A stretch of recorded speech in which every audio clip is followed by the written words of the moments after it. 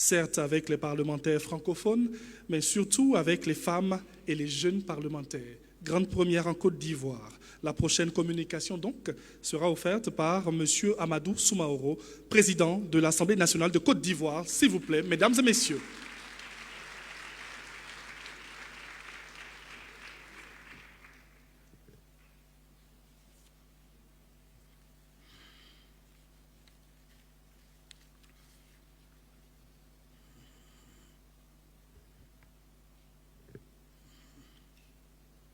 Excellences, Monsieur le vice-président de la République de Côte d'Ivoire, Madame la secrétaire générale de l'Organisation internationale de la Francophonie, Monsieur le président de l'Assemblée parlementaire de la Francophonie, Monsieur le Président de l'Assemblée nationale du Sénégal, doyen d'âge de notre session,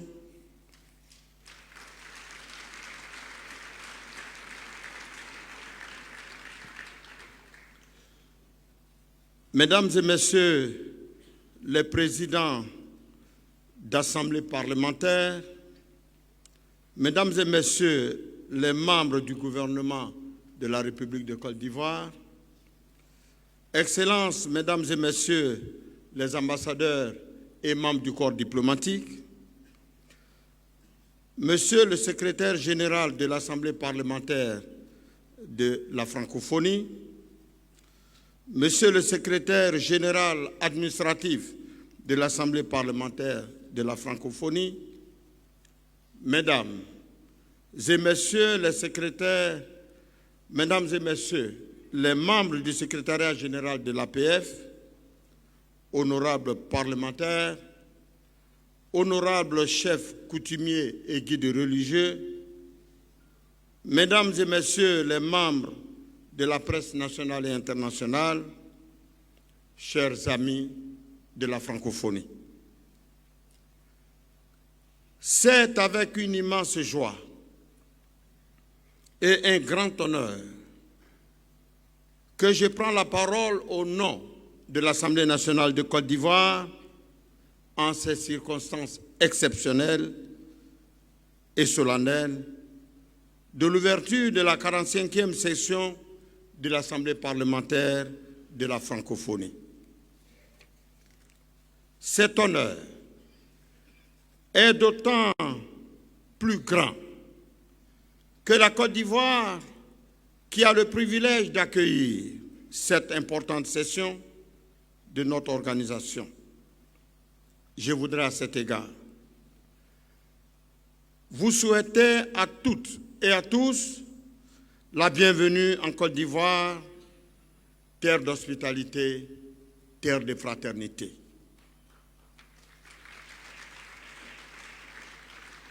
Je tiens à vous exprimer la reconnaissance du peuple ivoirien pour le choix porté sur notre pays d'accueillir cet important événement.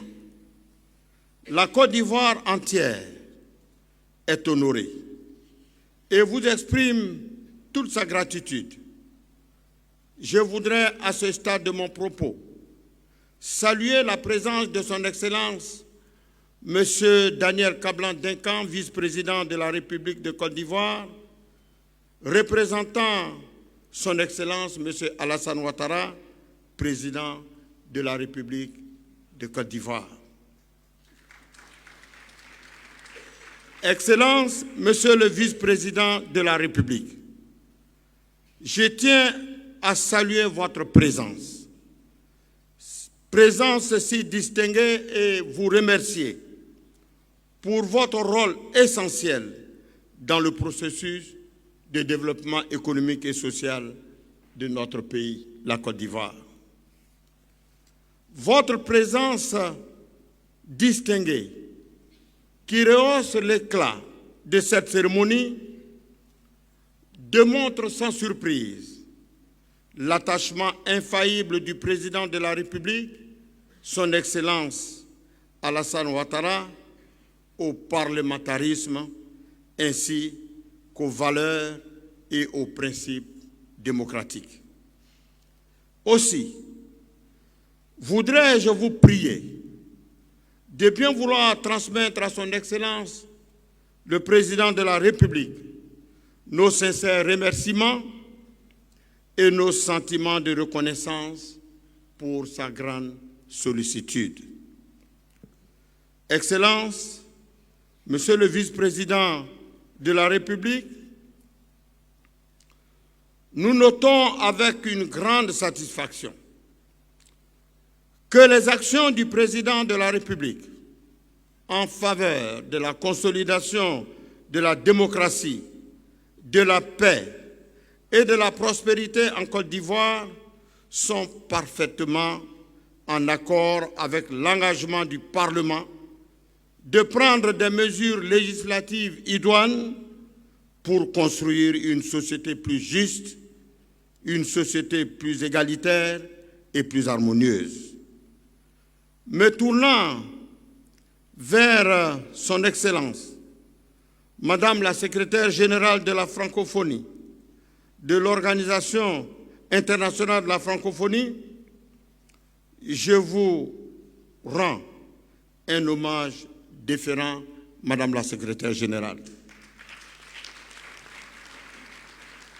D'abord, pour la qualité de la coopération entre l'OIF et la Côte d'Ivoire, comme en témoigne la parfaite organisation des des 8e Jeux de la francophonie en juillet 2017 en Côte d'Ivoire, à Abidjan. Ensuite, pour votre dévouement et votre engagement sans réserve pour la promotion des valeurs et de la culture francophone dans le monde. Merci, Madame la secrétaire générale. À cet instant solennel, je tiens à remercier tout particulièrement M. François Paradis, président de l'Assemblée parlementaire de la francophonie, pour son soutien à notre pays.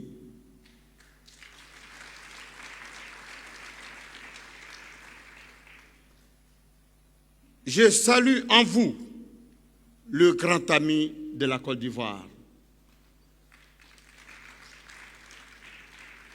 qui aurait pesé de tout son poids pour rendre possible ces moments exceptionnels. Aussi, voudrions-nous saisir l'occasion pour vous adresser nos chaleureuses félicitations pour l'ensemble de vos actions à la tête de cette auguste Assemblée de 2017 à juillet 2019.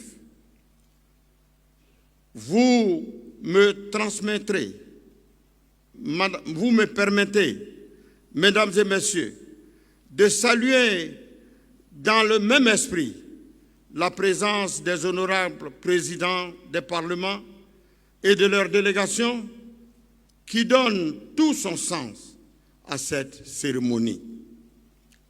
Je voudrais aussi saluer de façon particulière la présence de M. Jacques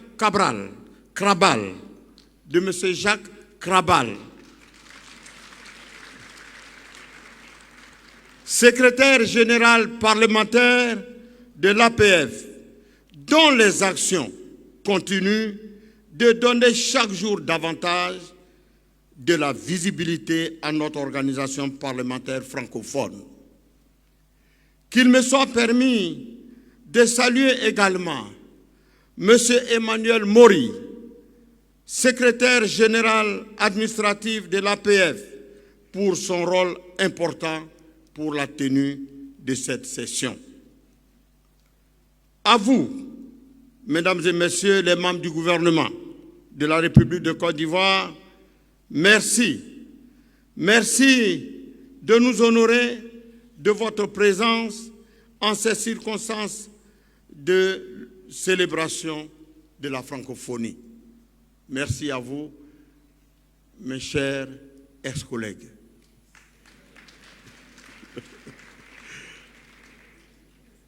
Nous vous remercions de votre présence réconfortante, Mesdames et Messieurs les ministres, qui traduit tout l'intérêt que vous accordez au Parlement de la francophonie.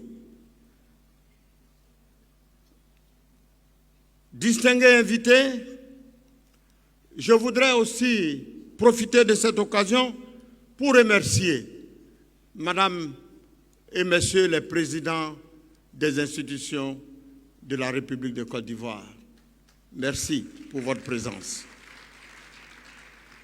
Distingués invités, la Côte d'Ivoire, pays de grande diversité culturelle et linguistique, est fondamentalement attaché à la francophonie.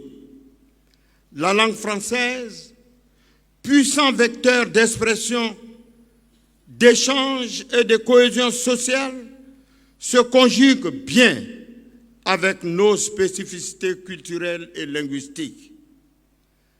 Elle est à la fois le ferment de nos équilibres linguistiques et le témoignage de notre attachement au monde francophone.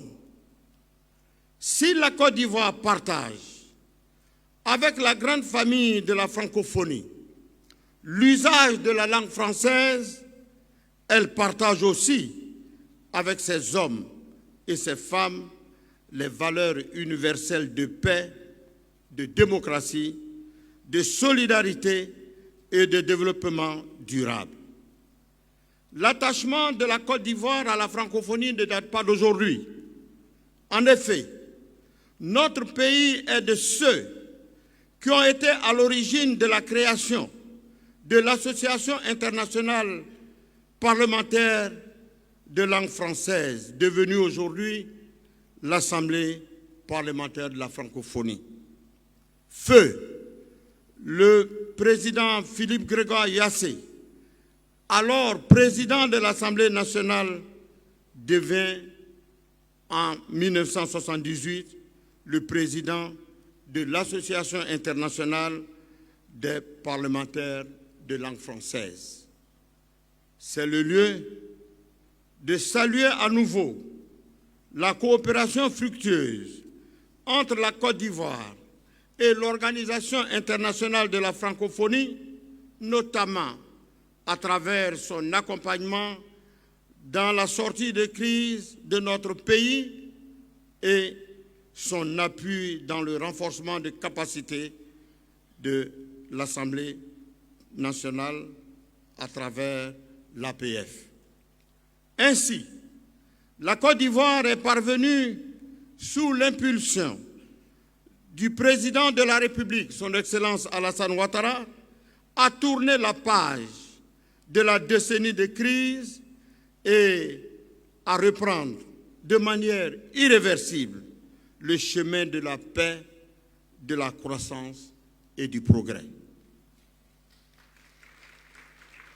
Distingués invités, les défis des temps nouveaux, que sont les changements climatiques, comme le maire de Cocody nous le rappelait tout à l'heure, les migrations, avec leurs corollaires de drames, les attaques terroristes quotidiennes, la question du chômage des jeunes et la pauvreté nous font obligation, en tant qu'institution parlementaire, de prendre des mesures législatives fortes, cohérentes et concrètes, parfaitement adaptées aux aspirations de nos populations. Il nous faut promouvoir et mettre en œuvre un parlementarisme nouveau qui s'adapte aux exigences d'un monde de plus en plus complexe. Oui, il nous faut démontrer que les principes et les valeurs qui fondent notre projet transcendent l'espace et transcendent le temps. C'est d'ailleurs pour cette raison qu'il convient de saluer la pertinence de la thématique de cette session, Parlement et renforcement de la démocratie, qui s'inscrit bien au cœur des défis actuels. Comme on peut le voir, cette thématique prolonge et approfondit la réflexion sur celles qui ont fait l'objet des sessions précédentes de l'APF, notamment les 42e, 43e et 44e sessions, placées tour à tour sur le thème « Croissance partagée et développement responsable », diversité linguistique, diversité culturelle, identité et les bonnes pratiques du numérique dans les parlements. Ces différentes thématiques, ainsi que les résolutions pertinentes qui en ont résulté, démontrent que les actions de l'Assemblée parlementaire de la francophonie s'adaptent bien aux exigences d'émancipation et de progrès, de modernité de nos peuples. Nous sommes des organisations parlementaires dont la mission de législation et de contrôle de l'action gouvernementale est cruciale pour promouvoir la démocratie. En tant que représentants des peuples, nous avons une légitimité démocratique qui nous confère toutes les cartes pour renforcer la démocratie dans nos États à travers des principaux piliers que sont les droits de l'homme, l'état de droit et l'égalité des sexes, les élections libres et régulières et la séparation des pouvoirs.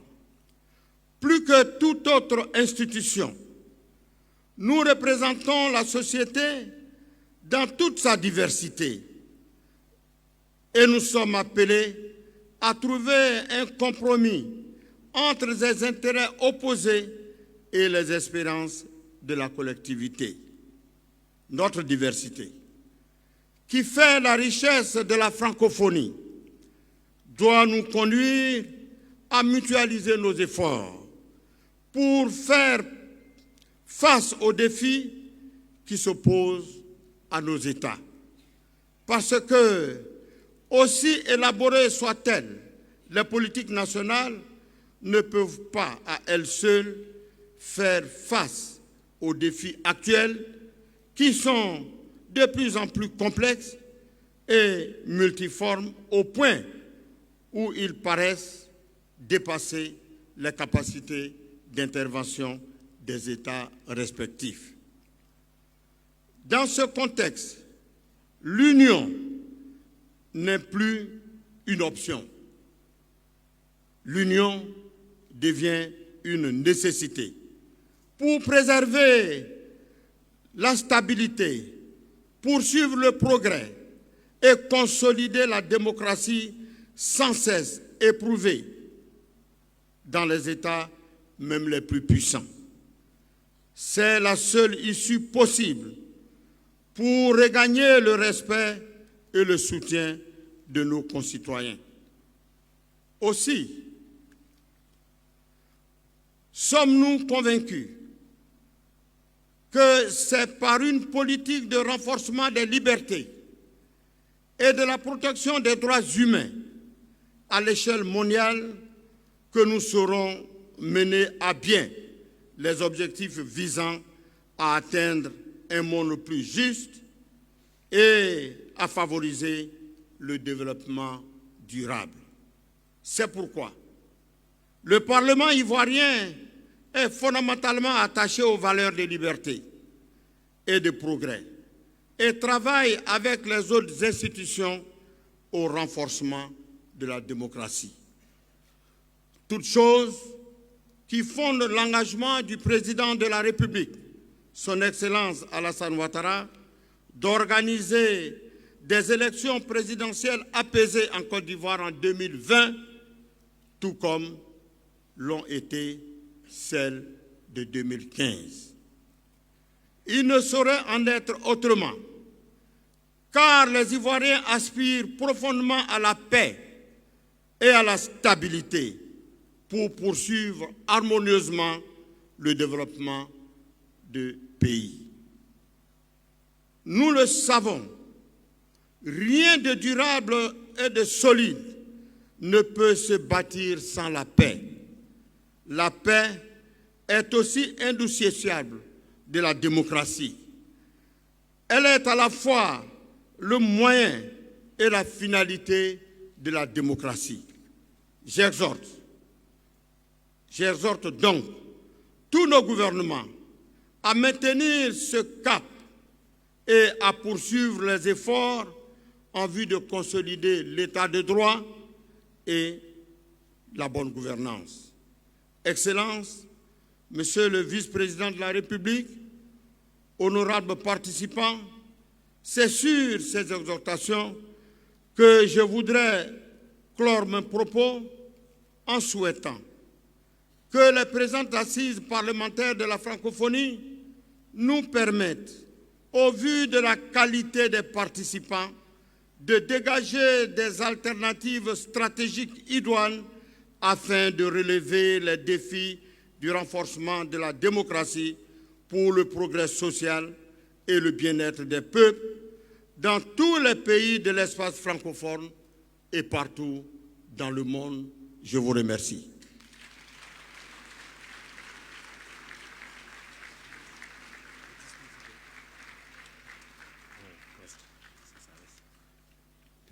Mesdames, Messieurs, encore des applaudissements, s'il vous plaît, pour Monsieur Amadou Soumahoro, président de l'Assemblée nationale de Côte d'Ivoire, qui salue ici Monsieur le vice-président